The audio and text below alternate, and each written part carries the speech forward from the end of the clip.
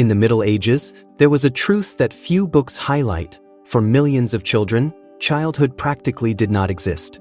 Even before learning to read, many already carried weight, obeyed hard orders, and worked to ensure something basic: survive. It was not isolated cruelty. It was the system. A time in which to be born meant taking responsibility too early. Today, when we talk about children's rights, we forget that for centuries working from a very early age was seen as normal. This video is based on historical records, medieval documents, and accounts of the time. Prepare to know the hard, silent, and often ignored reality of children who grew up too fast in the Middle Ages. In the Middle Ages, the modern idea of childhood simply did not exist. Historical records show that children were seen as adults in formation, not as beings needing special protection. From the age of 5 or 6, many were already considered suitable to help support the family. In peasant communities, this was the rule, not the exception. The earlier a child started working, the greater the family's chances of surviving long winters, poor harvests, and disease. Playing was not a priority, learning either. The daily routine revolved around work and obedience. Children woke up at sunrise and accompanied the adults in fields, pens, or inside cramped and dark houses. Documents of the time indicate that free time was rare, and when it existed, it was usually used for small household tasks. Life expectancy was low. Many parents knew they might not see their children reach adulthood, so teaching them to work early was a way of ensuring that, at least for some time, they would contribute to collective survival. It was not individual evil, but a world shaped by scarcity. Medieval childhood was short because life required it. There was no room for fragility. Each hand counted. Each body needed to produce. And so, for millions of children, the transition from birth to work was almost immediate. Work in the countryside and rural life. Most medieval children lived in the countryside. Agriculture was the basis of society, and records show that children were actively involved in this work from a very early age. They took care of animals, removed stones from the fields, helped with the harvest, and carried tools. Repetitive tasks, tiring and done under strong sun or intense cold. During the harvest, the pace was even harder.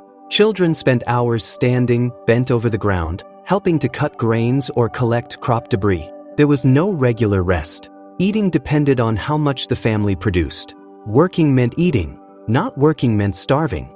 In addition to the field, there was herding. Boys and girls were sent alone to care for sheep or goats, spending the whole day away from home. Rural documents mention children responsible for very young herds, facing cold, rain, and natural hazards.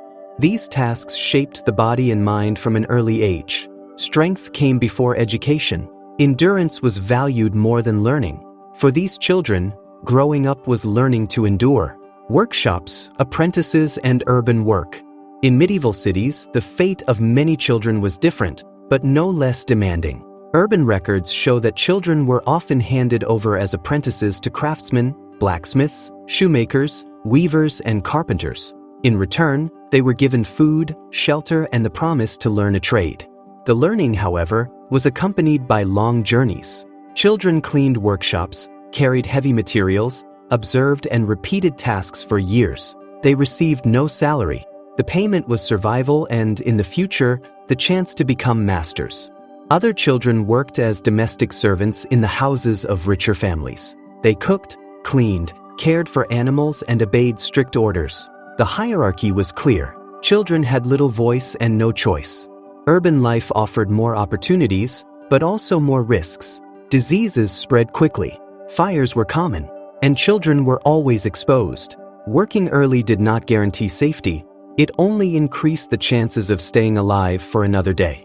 Dangers, diseases, and consequences.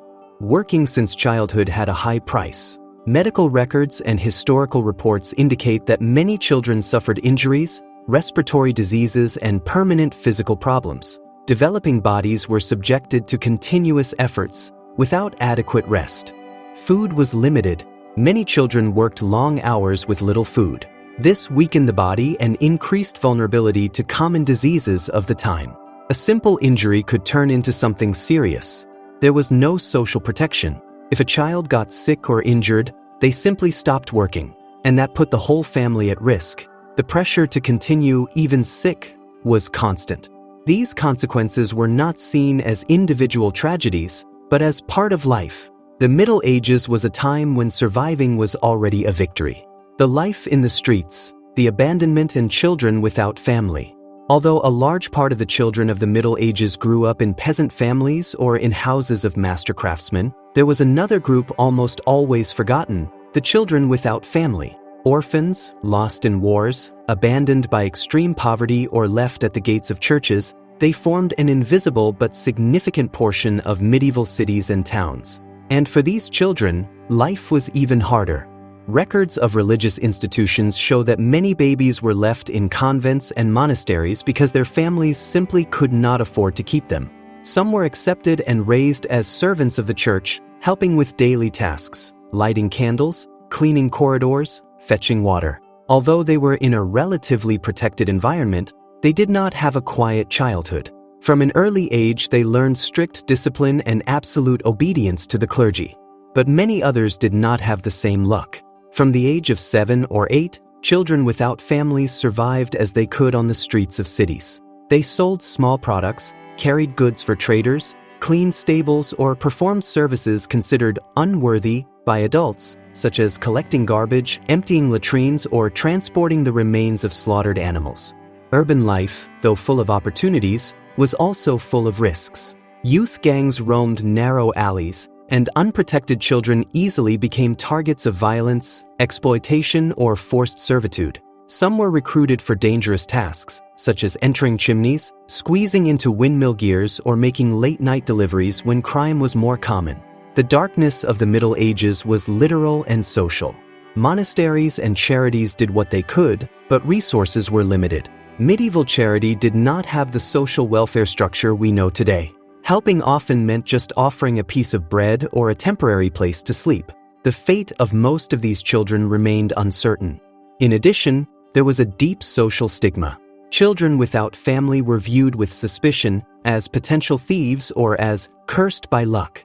This prejudice made it even more difficult for them to find protection or stable work. To survive, they needed to learn how to read people, predict dangers, and move quickly between busy streets and quiet alleys. Childhood, for them, was a daily issue of survival. The historical silence about these children is great. Few names have been recorded, few accounts have survived, but they existed in thousands, living in the shadows of history. Their daily struggle reveals another face of the Middle Ages, not only hard, but deeply unequal. And understanding this reality makes us see that, for many medieval children, the future was not a promise. It was a constant challenge, lived one day at a time. Mortality and historical silence. Infant mortality in the Middle Ages was extremely high. Many records show that a large proportion of children did not reach adolescence. Heavy labor, disease, and malnutrition were a fatal combination. Therefore, children were seen as fragile, substitutable, and at the same time necessary. Society moved forward. Few names were recorded. Few individual stories survived. This historical silence causes many today to ignore this reality. Medieval childhood was not romantic nor simple. It was hard, short, and marked by need. Each surviving child carried in body and mind the weight of a world without choices. Final reflection and connection with the present. When we look at the Middle Ages, it is easy to judge with today's eyes. But understanding this past helps us appreciate the present. The idea of protected childhood is a recent achievement in human history. These children did not work because they wanted to. They worked because the world demanded it. Survival came first. To know this reality is not to glorify suffering, but to recognize the path traveled so far. The story of these children reminds us that rights do not come out of nowhere. They are built over time, often on hard and silent realities. If this video made you think, leave your like now. It helps this historical content to reach more people. Subscribe to the channel to continue exploring real stories that few tell. And write in the comments, in your opinion, there was childhood in the Middle Ages?